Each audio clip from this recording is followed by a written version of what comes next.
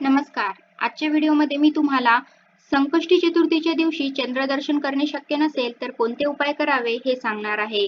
पण त्याआधी तुम्ही चॅनलवरती नवीन असाल तर चॅनलला लाईक करा आणि सबस्क्राईब देखील करा.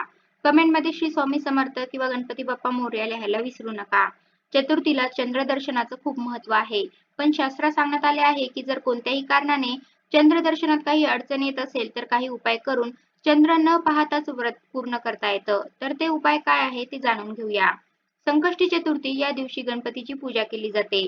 या दिवशी दिवसभर उपवास ठेवून सायंकाळी गणेशाची आराधना करून शेवटी चंद्र पाहून त्याला अर्घ्य देऊन उपवास सोडला जातो.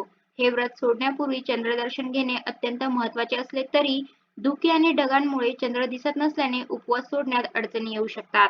मात्र संकष्टी चतुर्थीचा उपवास करणारे चंद्र न पाहताच उपवास सोडू शकतात. शास्त्रात सांगण्यात आले आहे की जर कोणत्याही कारणाने चंद्रदर्शनात काही अडचण येत असेल तर काही उपाय करून चंद्र न पाहताच व्रत पूर्ण करता येतं. तर आपण जाणून घेऊ ते उपाय कोणते आहेत. जर चंद्र दिसत नसेल तर शुभ मुहूर्तावर पूजा करता येते. यासाठी एका चौरंगावर लाल कपडा पसरवून त्यावर तांदळाने चंद्राचा आकार काढावा. ओम चतुर्थ चंद्राय नमः या मंत्राचा उच्चार करून चंद्राला आवाहन केल्यानंतर नियमानुसार पूजा करून व्रत पूर्ण करता येतं.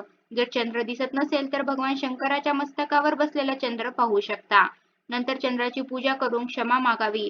चंद्रोदयाची नेमकी वेळ जाणून घेतल्यानंतर चंद्र ज्या दिशेने उगवतो त्या दिशेला तोंड करून पूजा करावी आणि चंद्रदेवाची क्षमा मागावी. शक्य असल्यास चंद्र दिसत असलेल्या भागातून त्याचे चित्र पाहून उपवास सोडू शकता. चंद्र दिसत नसेल तर घरातील ज्येष्ठ लोकांचा आशीर्वाद घेऊन उपवास सोडावा.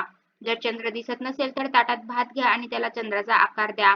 वडीलधाऱ्यांच्या हातून पाणी घेऊन देखील उपवास सोडू शकता आणि पुढच्या चतुर्थीला चंद्र पाहण्याचा संकल्प घेऊ शकता. कसा वाटला तुम्हाला माझा आजचा व्हिडिओ? कमेंट करून नक्की सांगा. धन्यवाद.